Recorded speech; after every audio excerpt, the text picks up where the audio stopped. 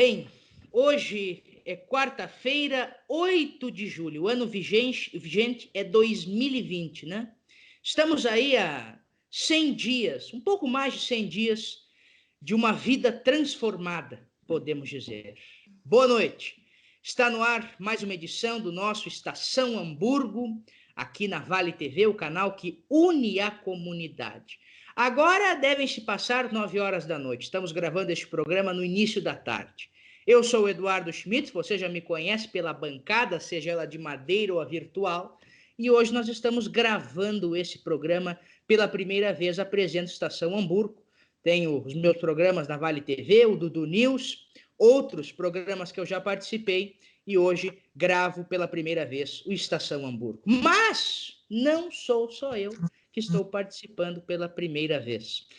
Até fiz uma brincadeira com o nosso chefe, Rodrigo Stephan, que é o apresentador titular desse programa, que hoje temos 70% de Novo Hamburgo e 30% de Porto Alegre nesse programa, ou de Viamão, né? Daqui a pouquinho a gente vai saber o porquê.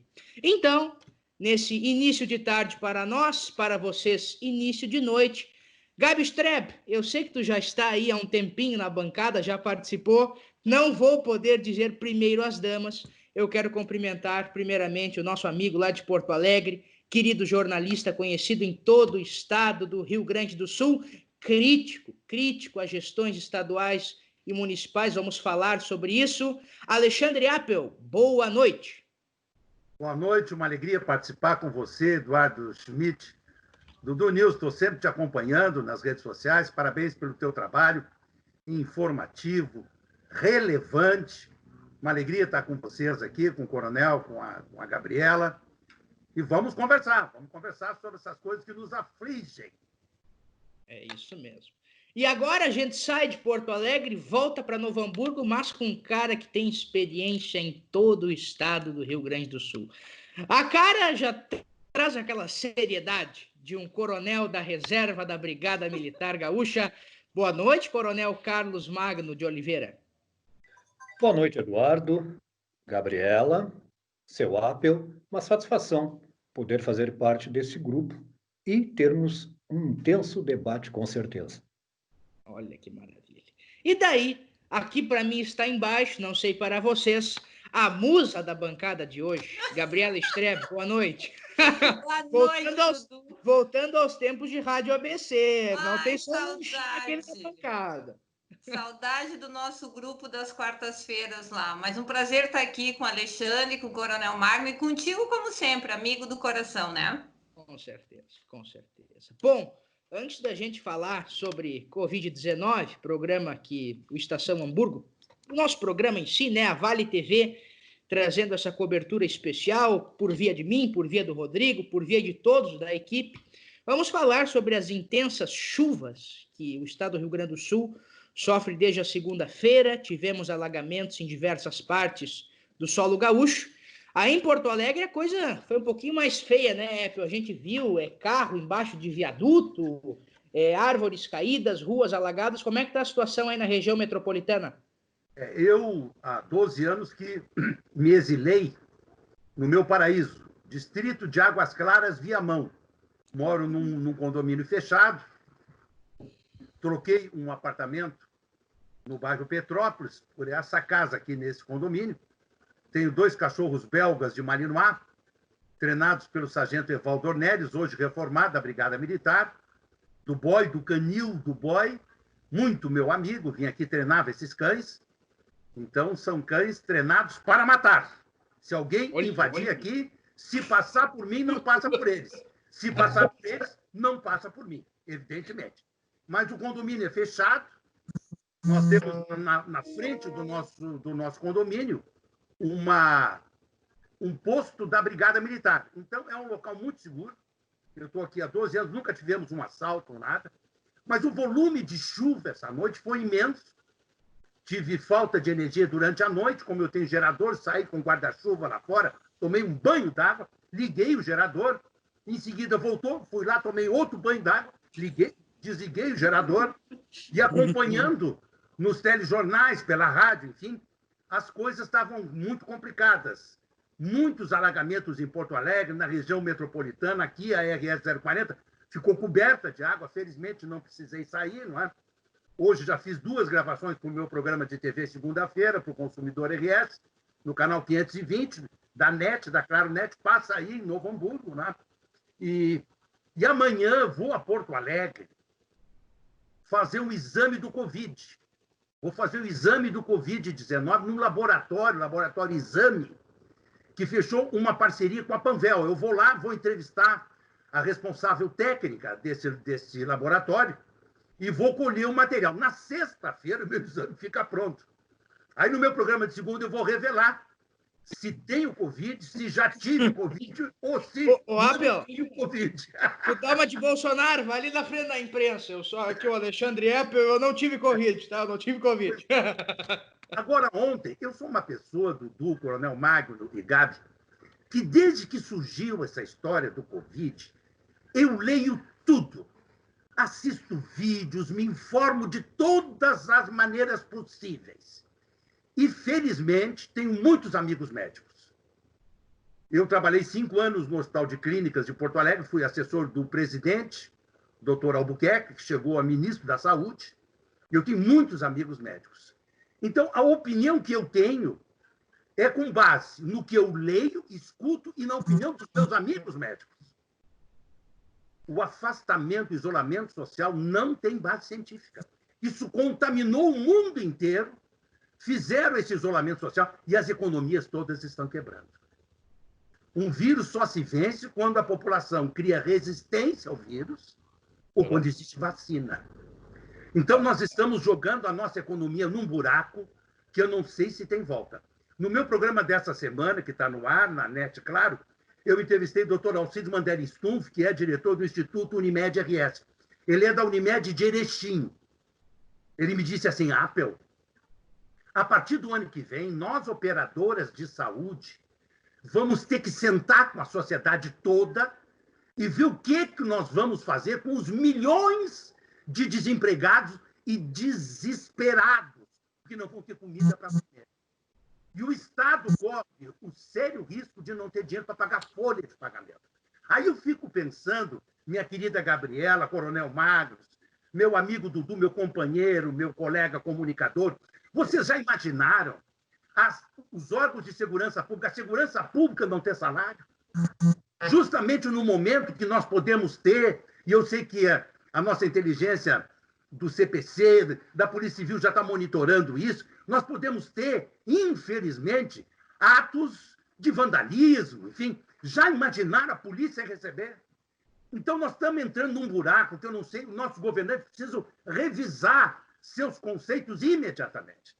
O isolamento preventivo das pessoas mais idosas, dos que têm comorbidades, isso é óbvio, é óbvio.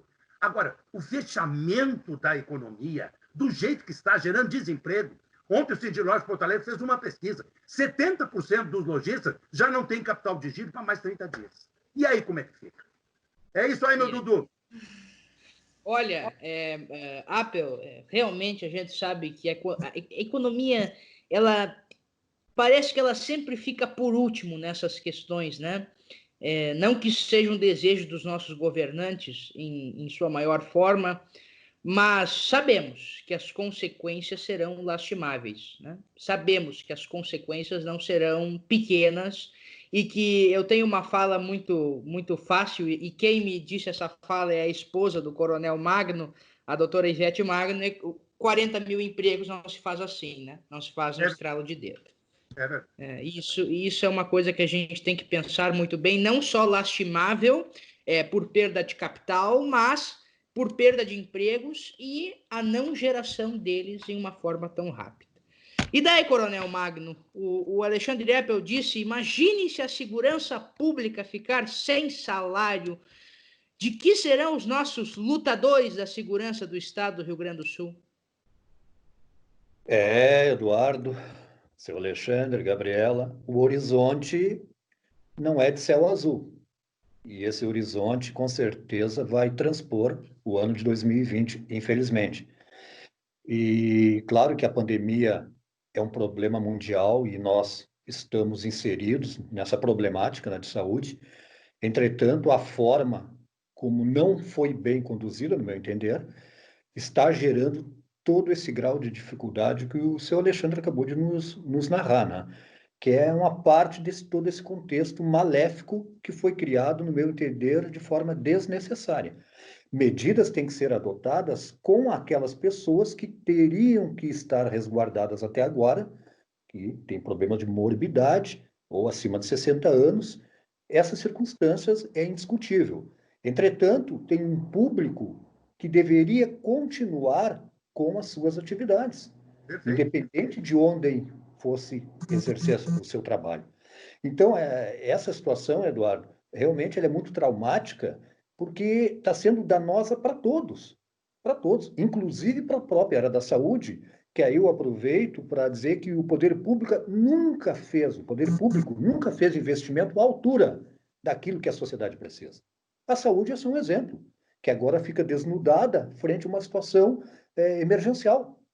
Nós temos que apelar para hospitais de campanha. Quantos milhões determinados estados e municípios estão investindo na construção de hospitais de campanha para depois ser desfeito? Ou seja, será que quando um governante preferiu construir acima daquilo que, no caso, a FIFA solicitou, que eram 8 sedes para a realização da Copa do Mundo do Brasil, o nosso governante, no alto, né, da sua sapiência, resolveu fazer estádio onde nem equipes da primeira e segunda divisão do Campeonato Brasileiro existiam. Ou seja, olha o volume de recursos que foi gasto onde não era necessário, quando o essencial, que é saúde, educação, segurança, não foi visto com a mesma preocupação e prioridade. Então, Eduardo, eu vejo assim com muita preocupação, porque a arrecadação da União, do Estado e dos municípios está caindo vertiginosamente. Vertiginosamente. E, seu Alexandre, aí eu coloco, dentro do que o senhor falou, de não pagamento, por que o andar de cima, como eu costumo dizer, Gabriela, recebe taxativamente em dia e sem nenhum tipo de risco? Agora, o primo pobre, que eu chamo, o executivo, somos nós, Isso. nós temos que estar recebendo com 2 meses de atraso. E o andar de cima, né, não sofre nada, não passa por nada, não sente nada do abalo sísmico que é o que nós estamos passando? Ou o problema só existe para determinadas categorias e para determinada população? Outra está isenta, já está vacinada de todo esse tipo de problema, Eduardo? Na realidade, o governador vai ter que encarar de frente a questão do duodécimo. Não é possível que só o executivo seja penalizado. Poder judiciário, poder legislativo vai ter que fazer sua parte. Vão ter que cortar na carne metade dos salários dos deputados, né? Vão ter que reduzir quadro da Assembleia. E no poder legislativo, no poder judiciário, é a mesma coisa. Ministério Público também. Todo mundo vai ter que entrar nessa faca aí, para nós mantermos, pelo menos, os funcionários da área da saúde e da segurança pública recebendo. Senão vai virar o caos, vai virar uma confusão total, né? A Gabriela Streb, ela não faz, de certa forma, parte de nenhum conglomerado de segurança pública, mas é uma especialista nessa área, Não. Alexandre Coronel, porque a Gabi, ela fez parte do movimento PAS, que foi um dos movimentos mais ativos de segurança pública, com a minha pouca idade, que eu já conheci. Movimento de luta pela segurança pública, que foi até Brasília, né, para conseguir o que queria. E, Gabi, essa situação realmente é muito preocupante, né? E a gente acompanha, eu até estava lendo antes de começar o programa, a tua coluna que tu escreveste hoje para o Flórida, como é que é o nome do portal? Florida News. Florida News. Revista Flórida, né? Isso aí, Revista da Flórida, que é um portal internacional, né? Isso. Sensacional. E eu gostaria de saber, falando dessa tua crônica, sobre essas opiniões que tu trazes, são opiniões muito importantes, realmente. É uma neve que está aí, né?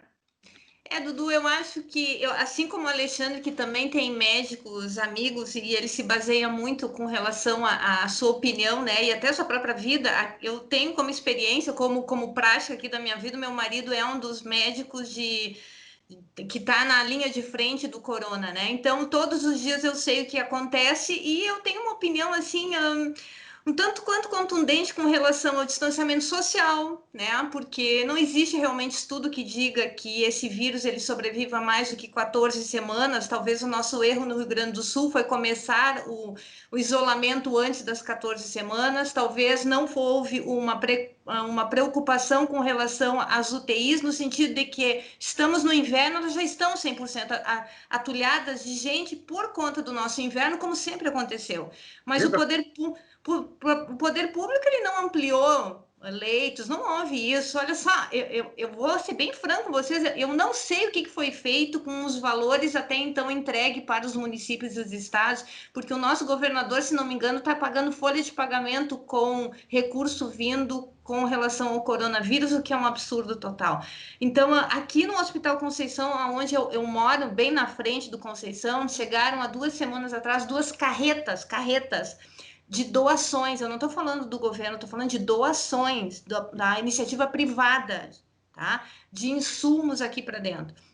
Então, a própria OMS, ela diz que tem que usar máscara, ela diz que não tem que usar máscara, né? E nós estamos falando de uma virose. Virose, enquanto ela não repercutir em 50%, 80% da população, ela não vai sumir, né? Exato. E eu tenho um efeito rebote que aconteceu na própria Europa, né? De as pessoas se isolarem, ir para fora e serem contaminadas de novo, esse vai e vem. Então, que a doença ela é grave, quem tem comorbidades vai ter sintomas severos, isso a prática já nos mostrou, né? Verdade. Mas então essas pessoas, como nós 3 já falamos aqui, elas precisam ser protegidas. A minha mãe está num lar e há 3 meses ela não sai e ela está desesperada dentro de um lar. Eu só falo com ela na porta para entregar aquela sacolinha de supermercado que tem que ser banhado no álcool e tal. Vocês imaginam, são 32 velhinhos presos dentro de um lar. Eles não vão para frente da casa, eles não podem tomar sol na frente da casa. É um desesperador isso. Então, claro que ela tem que ser cuidada. É óbvio que ela tem que ser cuidada, mas me parece um pouco precipitada, eu não diria, porque os governos, na verdade, o medo é que faz as pessoas recuarem, né? E às vezes eu acho que o governo só tem um medo como arma para manter as pessoas isoladas dentro de casa. Então eu começo a divulgar tantas mortes, tanto isso, tanto aquilo, bababá, e eu vou incutindo medo. Eu moro muito próximo do Parque Germânia e eu caminho praticamente todos os dias quando eu estou em Porto Alegre no parque. Eu não deixo de ir, eu faço meus exercícios todos os dias. Vou até lá com máscara e lá quando eu faço meu exercício eu tiro. As pessoas, assim, quando dizem que a contaminação dobrou, elas somem do parque, elas estão completamente apavoradas, né? Exatamente. E esse pavor é que me preocupa, porque nós vamos ter o reflexo do que vocês estavam falando do ano que vem. O que nós vamos trabalhar, o que nós vamos comer, sabe o que vai ser essa roda viva aí? Os médicos estão deixando de operar agora porque não tem mais anestesia no mercado. Terminou a anestesia, gente. Então, assim, e não estou falando daquela... A cirurgia estética que vai levantar minha pálpebra, não estou falando disso, eu estou falando, cara, que tem um tumor enorme dentro do organismo, tem que tirar e que não pode operar porque agora é considerado eletivo. Verdade. Sabe o que sobra para essas pessoas que estão há 3, 4, meio ano em tratamento no hospital público, que quando chega na hora de operar não vão operar? Sabe? Gente, então tu tá matando do outro lado igual, tu não tá cuidando desses igual. Eu acho que nós estamos... Esse repensar, assim, eu não sei se a população ela aguenta mais muito tempo nisso. Eu acho que está todo mundo muito cansado, muito exausto, e chegou a ser compreensiva. Eu não tenho mais saco para ficar dançando zumba na frente da TV, fazendo exercício. Isso aí parou. A primeira semana eu me reinventei.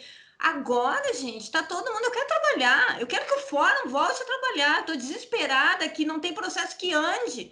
Tu tem que mandar tua petição para um plantão para ver se o plantonista acha que é plantão. E tu tem processos lá parados há 5, sabe? São processos de 5 anos, de tantos anos.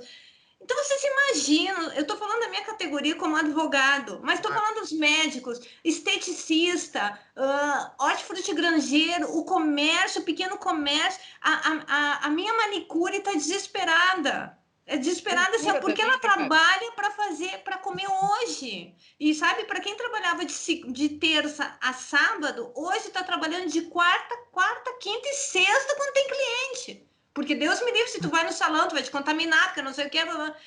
Então, o pânico, gente. A Gabriela, Eu... desculpa eu te interrompendo. Imagina, eu não paro de falar também, né? Infelizmente, o que aconteceu? Eu concordo contigo, o Rio Grande do Sul não é igual a Minas, nem a qualquer cidade do Norte ou do Nordeste em termos de clima. E todos nós sabíamos que quando chegasse o inverno, ia recrudescer as doenças respiratórias. E nós sabíamos que estaria e está acompanhado do Covid-19. Ou seja, todo um cenário para agravar ainda mais, especialmente a região sul. Então, quer dizer, qual é a novidade do que está acontecendo? Não sei, eu acho que nós descobrimos isso hoje. Olha, o Rio Grande do Sul tem inverno, agora a gente descobriu. Exatamente. Deve ter sido isso. Então, assim, o que eu quero dizer? A gente já não tem grande credibilidade na nossa classe política. E, como tu disseste, começamos tão cedo, até acreditando. Eu fiquei praticamente 30 dias dentro de casa. Só a Ivete que ia ao mercado e à farmácia. Eu não saí, eu cumpri. Quando eu comecei a sair, eu fui só motorista. Eu evitava realmente, ou seja, eu procurei atender o que estava sendo solicitado. Só que chega um momento que tu passa a não mais acreditar no que te é pedido. Porque a curva vai baixar, a curva vai baixar. E essa curva nunca baixou. Então, quer dizer, tu cria um nível de descrença que é o que eu vejo hoje. Nós estamos saindo à rua e tu encontra a cidade praticamente, excetuando os comércios que estão fechados, a vida na cidade está normal, o movimento de veículos e pessoas é praticamente normal. Então, quer dizer, o que a classe política vai nos exigir a mais e pedir a mais e nós vamos ter condições de atender? É como tu dissesse, é o efeito rebote, quer dizer, nós vamos para a rua, aí vamos acusar porque nós saímos para a rua que a incidência dos leitos ocupados é nossa responsabilidade ou é do clima e do inverno que todos nós sabíamos que ia chegar e as doenças respiratórias que são comuns na nossa região nessa época iam acontecer e os leitos sempre são ocupados. E mesmo antes de nós termos pandemia, Gabriela, tu conhece, teu marido é da área da saúde, eu trabalhei na área de segurança e convivia com acompanhamento a hospitais de ocorrência de pessoas de toda ordem, machucadas, feridas, agredidas, enfim. Os hospitais, invariavelmente, sempre estiveram com lotação máxima. As pessoas ser atendidas nas macas do corredor não é novidade. Aí agora querem dizer que criaram leitos. Não foram criados leitos. Eles desativaram nos hospitais leitos que, por alguma razão, estavam em condições de ser transformados em UTIs. Não foi criado nada de novo. E ficam passando essa conversa. Foram criados tantos leitos. Aonde que foi construído um hospital em 30, 60 dias? Em nenhum lugar. O que aconteceu na China, que foram os containers. Hospital Independência, Coronel. Hospital Independência. Mas uma doação, né? O Grupo Gerdau. Moinhos de Vento. O Moinhos de Vento entrou também. Eles construíram um hospital ali para 60 leitos de Covid. Até precisava fazer um contato, doutor Ângelo Chaves, que é o diretor do Hospital da Independência, para saber como é que está a lotação lá. Né? Agora, o Coronel tem razão. Eu trabalhei 5 anos no Hospital de Clínicas e no inverno lotava, super lotado. Muitas vezes nós tínhamos que mandar fechar a emergência de tanta gente. Então, não é novidade nenhuma. Agora, deixa eu compartilhar uma coisa com vocês muito legal que está funcionando. Eu ontem comprei medicamentos, receita do meu médico, através do portal do Cremers. Depois ele me mandou por e-mail, eu imprimi, fui na farmácia e comprei. Eu comprei a ivermectina, tomei dose única de 4 comprimidos, daqui a 15 dias vou tomar mais 4, e comprei já a hidroxicloroquina. Está guardadinha aqui. O primeiro sintoma de febre, dor de garganta, eu vou começar com a cloroquina, seguindo a orientação de muitos médicos infectologistas, que o negócio dá certo. Então, eu já estou preparado. Agora, eu quero dizer que funciona muito bem. O receituário através do portal do Cremers. É uma maravilha. Chega na farmácia e está resolvido o problema. E o Apple, até entrando nesse assunto, era o próximo assunto que a gente iria falar realmente aqui, porque os nossos prefeitos, estamos em 8 de julho, né? Falei no início do programa, mais de 100 dias de toda essa situação. E agora alguns prefeitos da região destinam se mobilizar justamente para falar sobre protocolos de medicamentos. Ontem à noite, aqui a prefeita de Novo Hamburgo, Fátima Daut, teve uma reunião com prefeitos da região metropolitana, com prefeitos do Vale do Sino, senadores, um deles, querido amigo, senador Luiz Carlos Reins, médicos e etc., para falar sobre protocolos de medicamentos da Covid-19. Depois de um bom tempo, né? Se teve um bom tempo para se decidir que ia ser feito isso, e foi feito agora. Excelente. Excelente. Eu acho que é uma questão muito, muito móvel, né? Você acredita na cloroquina, você não acredita? A gente sabe que leite de UTI não é remédio, né? Não vai ser um leite de UTI que vai curar uma doença. Então, para qualquer doença, para o câncer, digo isso sem dizer que a cloroquina tem 100% de eficácia ou a ivermectina. A quimioterapia no câncer tem certas pessoas que a quimioterapia não cura, né? E nós sabemos disso, e por isso existem outros tratamentos. Isso é uma polêmica muito grande. Alexandre Appel, se o câncer volta, o mesmo protocolo de quimioterapia não pode ser usado, né? Isso também deveria ser muito bem amplamente debatido pela sociedade política e sociedade da medicina. E daí eu pergunto para o próprio Appel, para vocês três em si, o que vocês acham desse protocolo de medicamentos, não pensando se tem 100% de eficácia, e chegou a hora de instituí-lo no sistema público de saúde e no sistema privado também da mesma forma? Eu, como disse, não sou médico, não receito nada para ninguém, até porque isso é crime, só pode prescrever medicamento médico. Mas tudo que eu li, existem 3 fases na doença, no Covid, né? Fase 1, 2 e 3. Na primeira fase, que é os primeiros sintomas, se atacado imediatamente com ivermectina, com cloroquina, com azitromicina, em 2, 3 dias a pessoa está boa. Nós podemos ver pelo presidente da República ontem. Ele, domingo, se sentiu mal. Segunda-feira, piorou. Ficou com 38 de febre, nariz correndo e dor de garganta. Na própria segunda-feira, ele começou com a hidroxicloroquina e com a azitromicina. Ontem, já estava dando entrevista, estava um touro de forte, o presidente estava saudável. Quer dizer, funciona o negócio. E eu tenho visto depoimentos em grande quantidade. Me chamou a atenção, há 2 semanas atrás, o programa aqui na Band, com o Luiz Ernesto Lacombe, meu amigo, que infelizmente deixou a Band, o depoimento de uma médica da Unimed de Belém do Pará.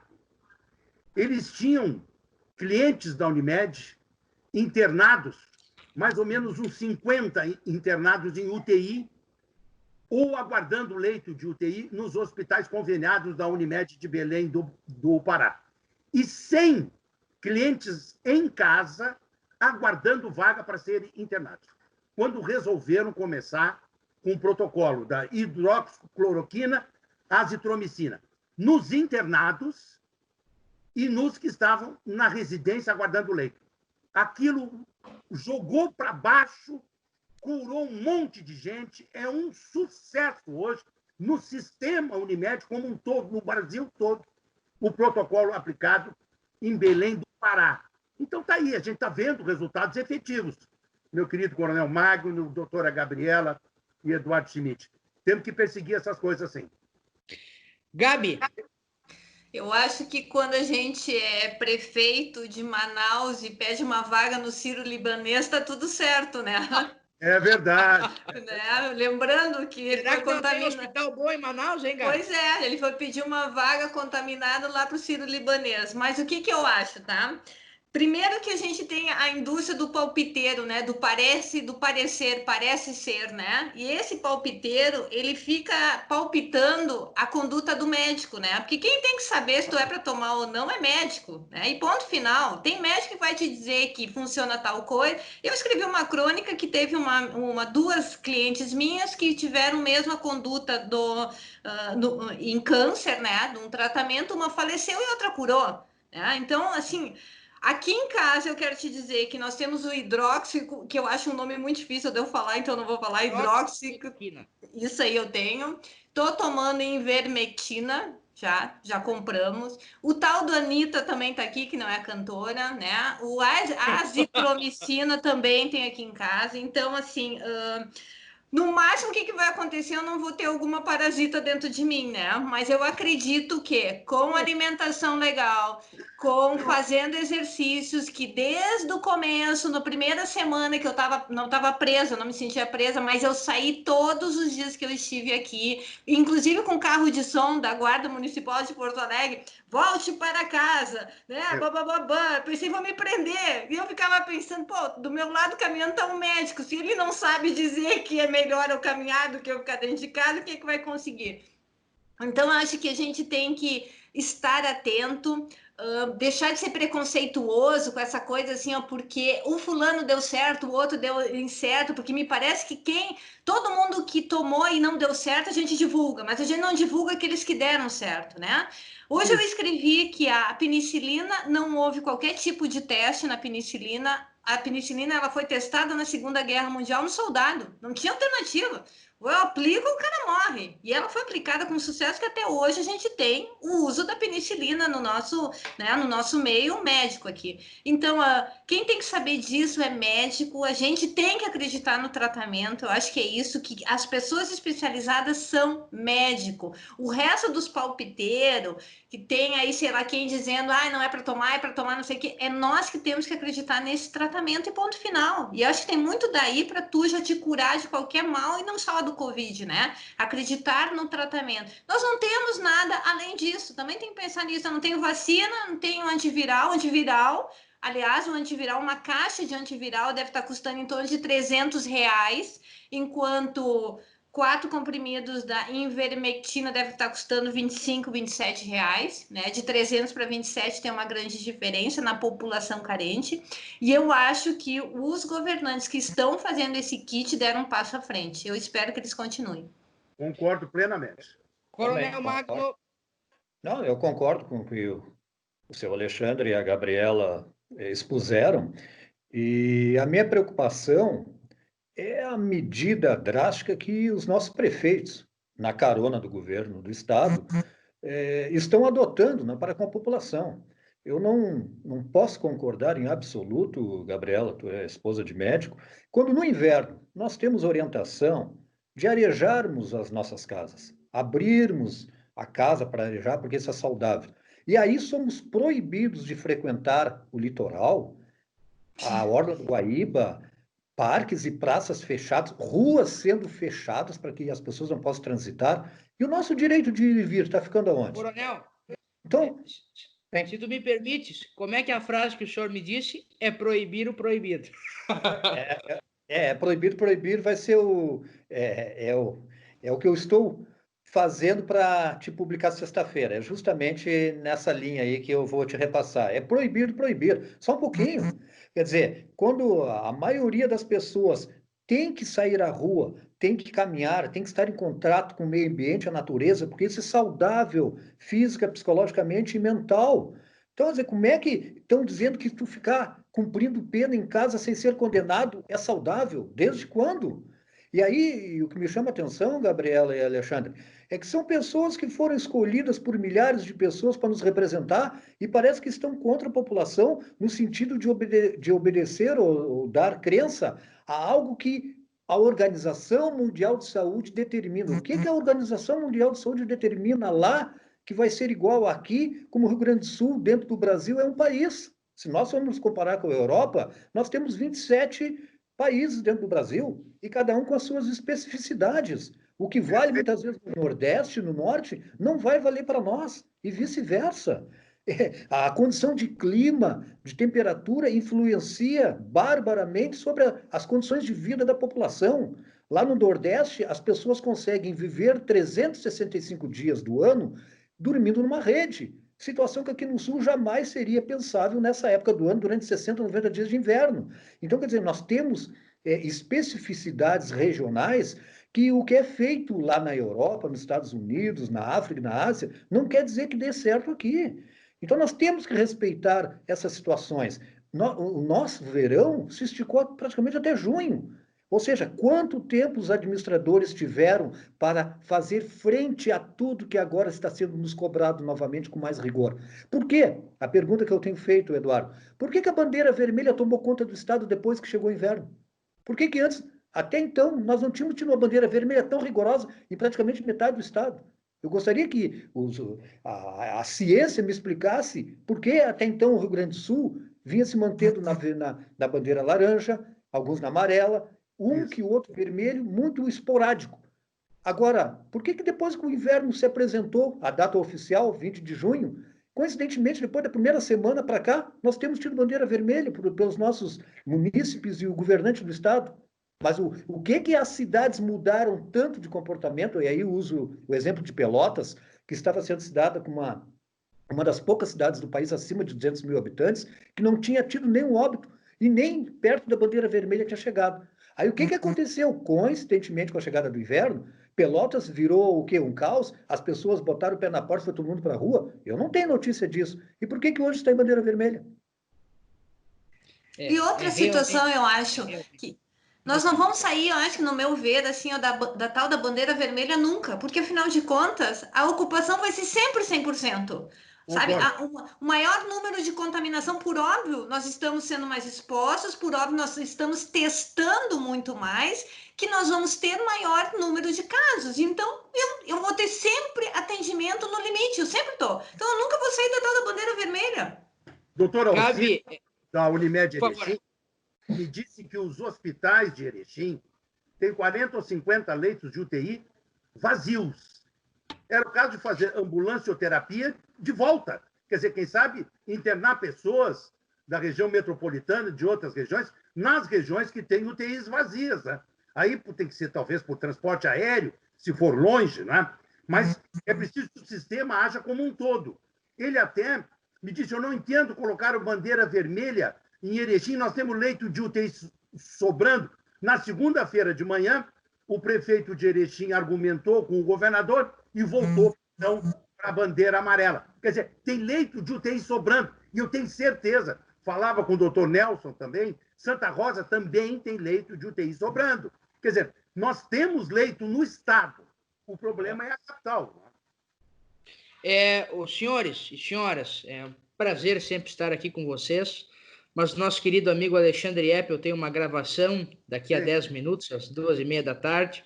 Isso, e, infelizmente, um cara que acrescenta muito nosso papo vai precisar nos deixar. Então, Eppel, para o teu ponto final, rapidamente, o nosso boa noite, antes da gente chamar os comerciais.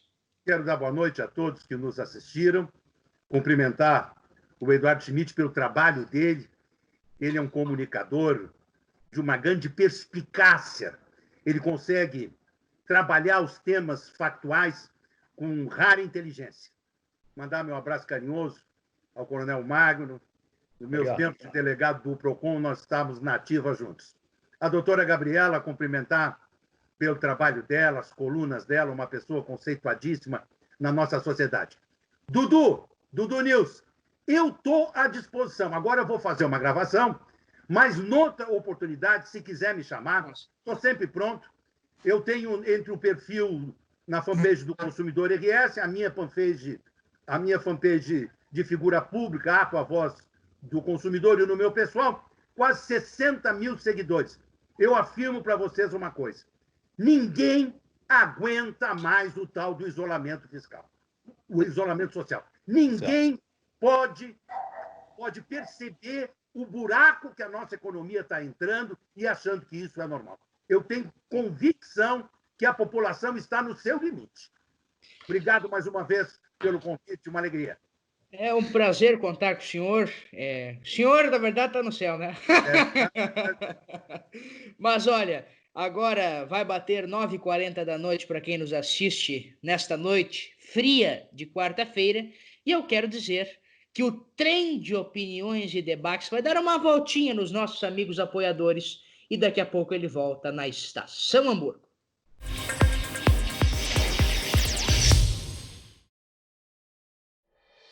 Um ambiente tem que ser original, assim como você sonhou.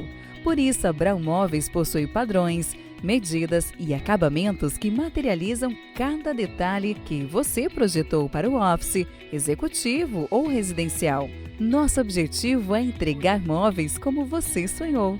Brau Móveis Campo Bom, Rua Jorge Coque, 125, no centro de Campo Bom. Fone 3597-1465. Hamburgo tem amanhecido cada dia melhor e está de braços abertos para receber você. A cidade foi revitalizada para melhorar a vida da população. Jovens são preparados para um futuro com mais oportunidades. Prédios estão ganhando forma para incentivar o desenvolvimento. E o Parcão conta com mais estrutura para você aproveitar novos ares. Seja bem-vindo ao futuro de Novo Hamburgo. Venha conhecer.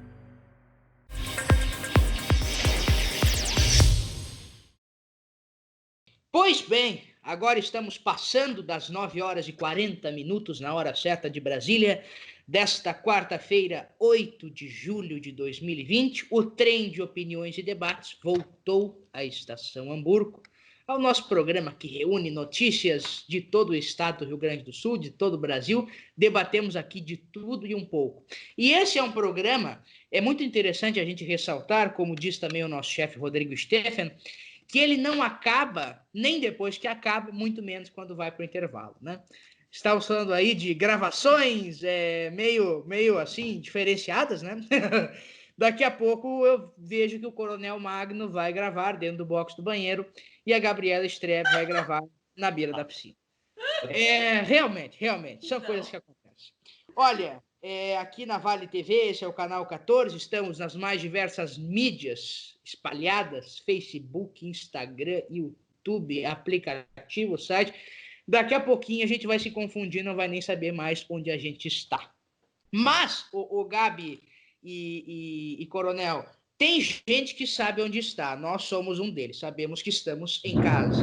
Esses aqui também, também sabem onde estão e também sabem que também é muito complicado ficar sem passear na rua. É uma coisa muito complicada. Que cena! É uma coisa muito complicada, uma coisa realmente muito complicada. Coitado, isso aqui é o Flipper, viu?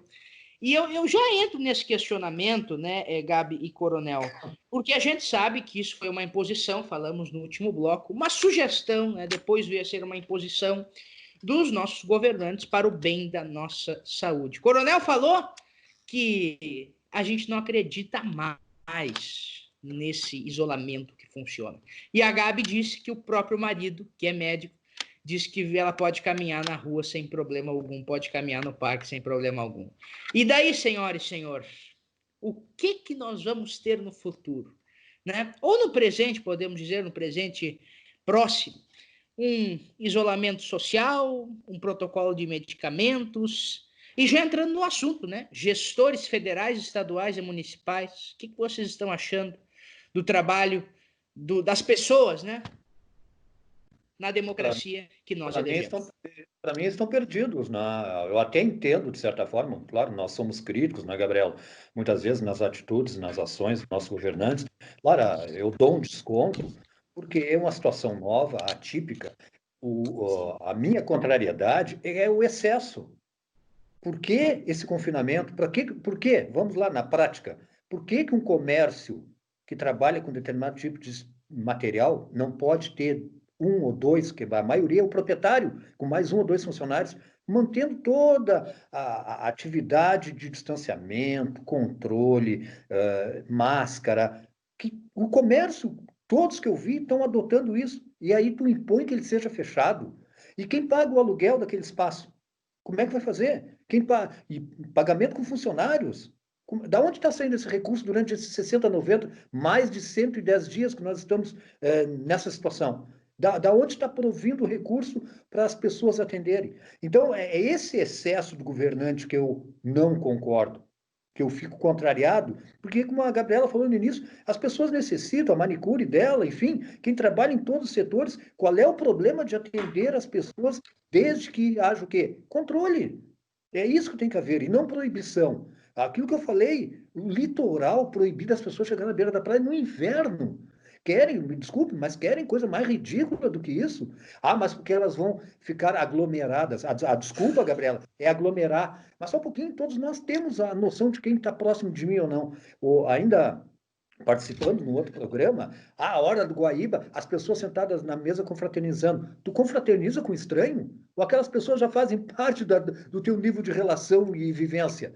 Ou eu vou na hora do Guaíba, não conheço ninguém, de repente estou me abraçando com 2 ou 3 lá que eu nunca vi? Claro que não. Se as pessoas têm proximidade, elas estão ali se encontrando, um ambiente aberto, mantidas os resguardos necessários, qual é o problema? É isso que eu gostaria que eles me comprovassem. Aí uma outra pessoa, também alegando no programa que eu também participo, Gabriel, que tu sabe qual é que é, né?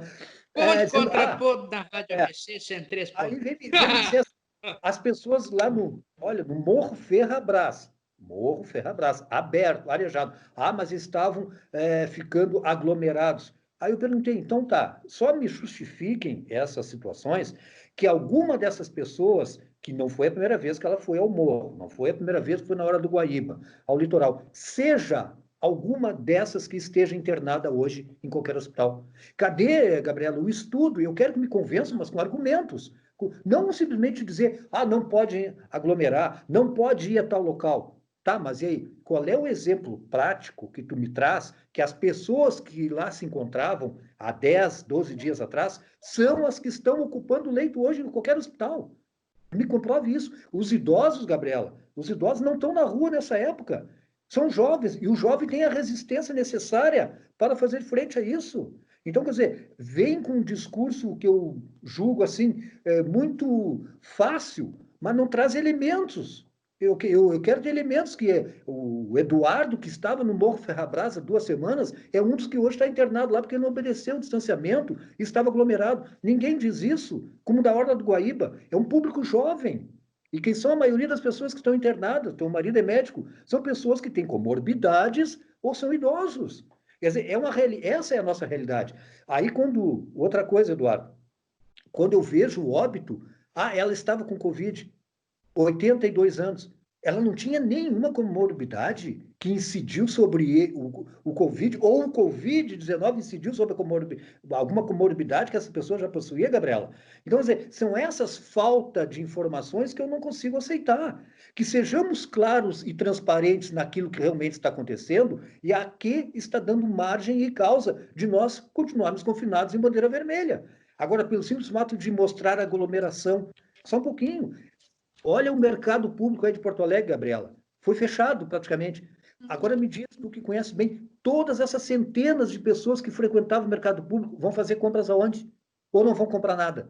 Que é um mercado que vende alimento. Eu não consigo entender como é que os nossos gestores, Gabriela, conseguem dizer que locais que vendem alimentos têm que estar fechados. Alimento é o primordial. Eu compro alimento, não vou comprar uma roupa de inverno.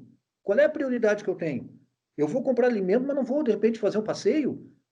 Agora, proibir o mercado público de abrir as portas com controle, com fiscalização, com tudo aquilo que tem um super no mercado comum. Então, essa adoção de medidas, Gabriela e Eduardo, que eu não consigo concordar. E não vou me convencer de que não é possível manter abertos. Me desculpe, mas eu não consigo concordar com esse excesso, que eu digo, por parte dos nossos gestores. Não, e levando em consideração, eu acho que os prédios públicos, eles têm que ter um outro tipo de atendimento de precaução. Por exemplo, aquelas higienizações que tu faz, isso tem que ser rotineiro nos hospitais, que é aquele passar não sei o quê. Tem que ser rotineiro no próprio mercado público, que é um prédio público da administração pública. Então, não é tu fechar, é tu mantê-lo aberto em condições de funcionar. Quando a gente fala no comércio, por que eu posso ir no supermercado e comprar uma televisão e eu não posso ir no comércio comprar essa televisão, sabe? É esse tipo de coisa que eu fico perguntando. E parece-me que o poder público, quero dizer uma coisa que eu realmente eu não gostaria de estar na pele de nenhum prefeito ou governador nesse momento, que eu acho que eles estão com um foguete enorme sem conseguir segurá-lo. Mas eu fico me perguntando se o poder público não está transferindo para o cidadão aquilo que não consegue fazer, como por exemplo, o meu comércio tem que ter, só pode entrar com máscara, tem que ter álcool gel, tem que ter isso e aquilo, distanciamento, mantenho. Mas o cara que está lá fora, ele fica na fila se agrupando com outros. Quem tem que estar vendo isso é o poder público. O poder público não tem gente para ver isso. Tá? Mas, ao mesmo tempo, eu fico pensando, o cidadão me parece uma criança de 3 anos, débil mental, que eu não consigo dizer, tu tem que manter a distância de 1 metro e pouco. Entende? Então, é uma roda, tudo vai se alinhando, porque o bom senso às vezes falta e no bom senso tu peca por fechar. Vou manter o extremo, vou deixar todo mundo fechado. E eu estava falando antes no efeito rebote. Eu aprendi uma coisa durante essa pandemia: como é bom comprar online. Tchê, entregam a água na porta da minha casa, o material de limpeza na porta da minha casa, eu não preciso mais sair de casa. E sabe o que isso acontece? Eu tô deixando de ir em algum lugar, eu tô deixando de promover o trabalho de outro, eu tô deixando, eu tô promovendo o desemprego de uma certa forma, porque eu tô tendo um novo hábito na minha vida. Então isso eu não vou conseguir retornar depois do Covid, vai ser um hábito eterno meu. E eu estou prejudicando o resto das coisas com esse meu hábito, sabe? Então, essa história de se reinventar não é tão simples como a gente acha, não é uma festa como a gente acha, né? É muito triste o que está por acontecer e já está acontecendo, né? Essa gama de pessoas que talvez a gente não tem tanto contato, de pessoas perdendo empregos, sabe? Mas eu fico pensando, todos os dias, quantos estão sendo demitidos? Imaginar que as cirurgias eletivas não estão sendo feitas, por exemplo, no Hospital Regina, já resultou numa demissão lá no começo da pandemia. Imagina como o hospital está agora. Então, são série de coisas que estão acontecendo, que são os reflexos da pandemia. Muito triste mesmo. Como é que um hospital, né, Gabriela, pode demitir? Eu nunca tinha ouvido falar em algo semelhante. Um hospital demitir funcionários, e no caso do Hospital Regina E foram não, em torno de e não 120. são 10, né, Coronel? Não. São 100, são 137. Quase Dudu, 140 pessoas. Dudu, isso a gente está falando no Hospital Regina. Meu irmão, ele trabalha em 2 instituições aqui em Porto Alegre, e meu irmão fala a semana toda, demitiram mais 10, demitiram mais 15, demitiram mais tantos, nas 2 instituições. Pois como é que nós Nossa. podemos entender isso nesse período? Nossa. Que justamente o reforço dessa mão de obra nesses locais tinha que estar à disposição da população. Exatamente. Então, são essas situações que são incompreensíveis, vamos assim dizer. Mas o que fica, acho que, de bom por enquanto do que está aí? São as medidas de higiene. Isso aí, com toda certeza, tem que ser preservados e mantidos. E nós, no inverno, Gabriela, o uso de máscara tem que ser aceito como algo realmente preventivo, que, de repente, tem que ser hábito nosso no inverno, passarmos a usar máscara sem constrangimento. Porque olha o que nós disseminamos de vírus durante o inverno, quantas situações a gente pode eliminar com uma boa higiene e com o uso de máscara. Agora, Gabriela, quantas pessoas não têm água tratada em casa, o saneamento inexiste, e aí, Eduardo, bem rapidinho, por que a gente sempre mostra, Gabriela, o centro da cidade como cartão de visita? Como é que está a nossa periferia no dia a dia? Eu não vejo página de jornal, capa, mostrando como é que está a periferia aí de Porto Alegre, a Ilha do Pavão, a Ilha dos Marinheiros. Como é que está a Restinga? Como é que está aqui em Novo Hamburgo, Eduardo? A gente só vai na vila quando chove. Como é que está o Quefas? Como é que estão nossos bairros na periferia? Como é que o cidadão está ali o dia a dia? Eu não vejo uma emissora de TV mostrar o movimento da nossa periferia, Gabriela. A gente mostra a Rua da Praia, a Borges, né? a Mauá, tá? E o restante de Porto Alegre, como é que se comporta? Como é que está vivendo no dia a dia aquele cidadão da periferia, como aqui nas demais cidades do interior? Então, dizer, o retrato que é mostrado, ele é muito limitado, no meu entender. Aí mostra o centro de Novo Hamburgo, a Pedro Arnes, cidade vazia. Mas a cidade é representada pela Pedro Arnes, que é uma área residencial e não... é uma área comercial e não residencial. E é isso que é vendido. Uma rua vazia, Pedro Arnes vazia. Está todo mundo, ou basicamente a grande maioria, cumprindo determinado... Mas é uma área comercial, não é residencial. Nós temos que ver como é que como é que estão, né, os pontos em residências. Como é que essa população... acho que vamos voltar um pouco no distanciamento, né, obrigatório, né, ou o teu confinamento obrigatório, se ele desse tão certo, né, o prefeito Orsi não estava com Covid, hein? Que mandou fechar a cidade inteira, lembram disso? Nós lembramos disso. Estou lembrando disso. A história lembra. Não quero tornar isso como piadinha, mas realmente é algo preocupante, né? Que não é o confinamento que me parece que não transmite o vírus, né? Os asilos, Gabriela, o maior número de infectados de forma genérica. Outro detalhe que reforça, eu me lembrei dos asilos, se lembram ali do Lajeado e Bento Gonçalves, os frigoríficos? Sim. Por que foi ponto? Aí é que volta aquilo que eu falo do clima, Gabriela, que eu tenho eu tenho dirigido a minha fala e meu discurso muito nisso aí. Por que que o Estado está com bandeira vermelha, coincidentemente, intensificação da bandeira vermelha, depois que chegou o inverno? Por que que Lajeado e Bento Gonçalves, os focos foram nos frigoríficos? Será que não tem nada a ver com a temperatura no interior desses comércios, ou nesses abatedouros? Ou é coincidência? Por que que em outras cidades, Gabriela, nós não temos notícia de ninguém contaminados? Por que que algumas localidades têm... entende? É esses convencimentos que eu não vejo as pessoas trazerem, ou os ditos doutos da ciência, explicarem por que que dentro do mesmo estado, não vou falar nem do país, tu tem cidades que tem... Vamos lá, Bagé. Deu a largada, Bagé foi o olho do furacão. Se lembrem?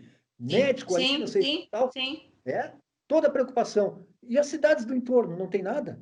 Como eu falei, Pelotas. Por que que só Pelotas agora, é a quarta cidade do estado, tem 340 mil habitantes, não deveria, proporcionalmente à população, ter um grande número de pessoas infectadas e talvez até de óbitos? Como é que ela não tem?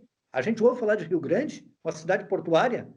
Então, quer dizer, essas explicações, Gabriela e Eduardo, que eu gostaria que aqueles que estão envolvidos e tiveram tempo, não me vem com justificativa que não, desde março tem todo o tempo de preparação, de análise, de manter gabinetes de crise para trazer a informação bem informada. E eu, com todo respeito, Eduardo, eu não me sinto bem informado, eu não tenho segurança naquilo, como eu disse, que está me chegando informação no dia a dia, porque eu traço esses comparativos, Gabriela, e eu não encontro respostas satisfatórias. Até Coronel porque... e Gabi, me permite só fazer duas análises rápidas, né? Hoje eu recebi algumas mensagens de pessoas falando que Novo Hamburgo não tinha sido alagada, né? Novo Hamburgo... Daí eu fiz o seguinte questionamento. De qual Novo Hamburgo tu estás falando? Tá falando da Novo Hamburgo no centro ou tá falando dessa Novo Hamburgo aqui? Me desculpem, me permitam aqui que essa pessoa chamou a reportagem perguntando se poderia divulgar o que aconteceu para pedir ajuda na casa dele, né? Que é isso aqui que eu estou falando, né? Essa situação aqui, isso é no bairro Canudos ontem à noite, né? De qual Novo Hamburgo estamos falando? Eu disse na semana passada, aqui na Estação Hamburgo, que ninguém quer que o centro não seja bonito, não bonito, né? Que todos tenham direito às coisas básicas, né? Ninguém está dizendo que, claro, que o centro... sabe, eliminar uma coisa e botar outra em jogo, né? O centro pode ser bonito, mas o bairro Canudos não pode. Mas estamos falando de duas Novo Hamburgo diferentes.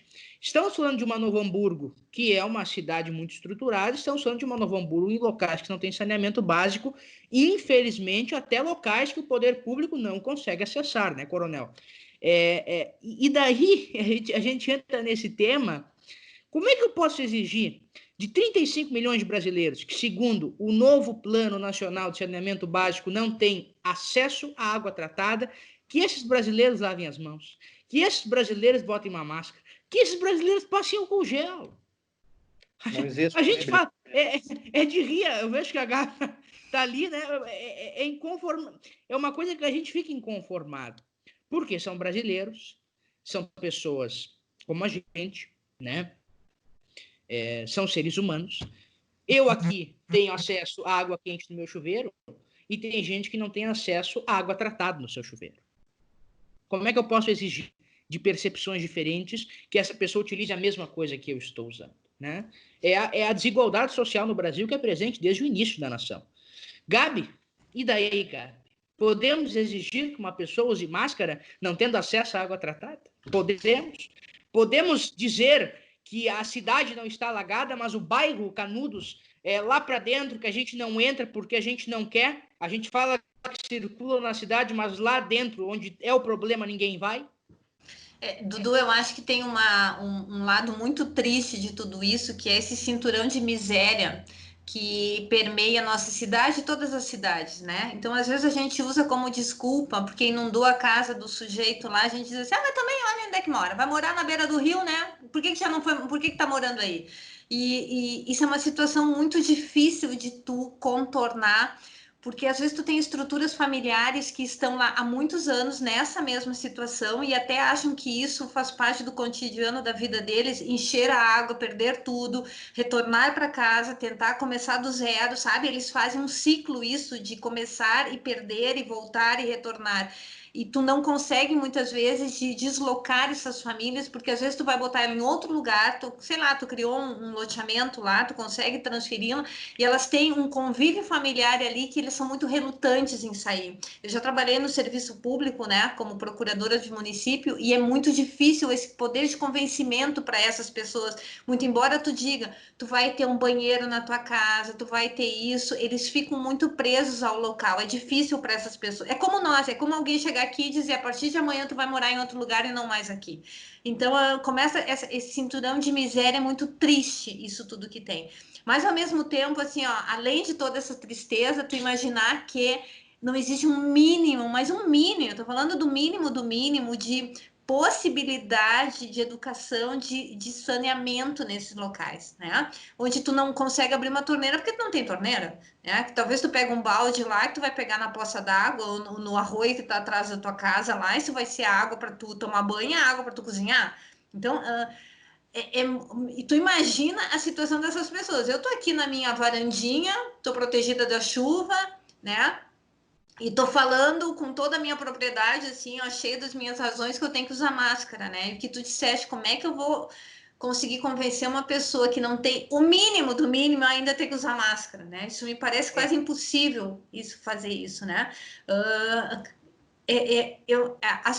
A miséria, ela tá dia a dia aumentando, né? O corona, ele tá também proporcionando isso, né? Nós estamos dia a dia, nós estamos botando assim um pouquinho mais de miséria nesse bolo miserável já, um pouquinho mais de gente passando trabalho.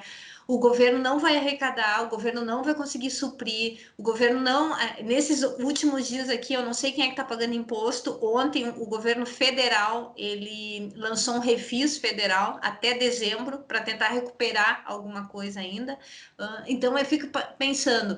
O que o município hoje em Novo Hamburgo está arrecadando em termos de impostos? Porque tu não vê alguém fazendo uma escritura de compra e venda que vai gerar o ITBI, tu não vê alguém pagando o IPTU nesse momento, o ISSQN, né? Que os alvarás dos autônomos, e aí minha categoria está junto dos advogados, muita gente não pagou o ano, que é dividido em 3 parcelas, dá praticamente R$1.000 por ano isso, tá? Muitos advogados não pagaram, porque não tem possibilidade de pagar, porque não estão trabalhando. Então, eu não sei o que o município está arrecadando, não sei o que o Estado está arrecadando. Como é que ele vai passar isso além, né? Como é que ele vai suprir a necessidade de pessoas agora que tem mais necessidades ainda? Como é que tu vai voltar às escolas se tu não pode botar 35 crianças dentro de uma sala de aula? Tu vai dizer, segunda, quarta e sexta estuda tal e terça e quinta outro? O que tu vai fazer? Olha, gente. Gabi, vou ter que te interromper para o Coronel Marco dar opinião, porque já estamos chegando no final do nosso trem de opiniões na estação. Eu corroboro o que a Gabriela falou e conduzo, Gabriela, também por ter trabalhado no serviço público por 35 anos, é a incapacidade das administrações de coibirem determinadas situações nos nossos bolsões da periferia. Eu nunca concordei que determinadas localidades permitissem e determinadas moradias fossem postas onde hoje se encontram. Como tu dissesse, dentro do rio, quem é que autorizou que aquela área de preservação permanente, que é junto do rio, tivesse tantas habitações que hoje, e como ontem, e como amanhã vai ser, que qualquer chuva que exceder, essas pessoas não vão poder ficar ali. Ou seja, cadê a administração, o poder de polícia municipal para coibir e, mesmo quando instalado, estimular que sejam retirados desses locais, porque são as vítimas permanentes de todo o inverno.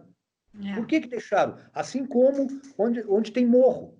Por que deixam as pessoas construir nesses locais, Gabriela?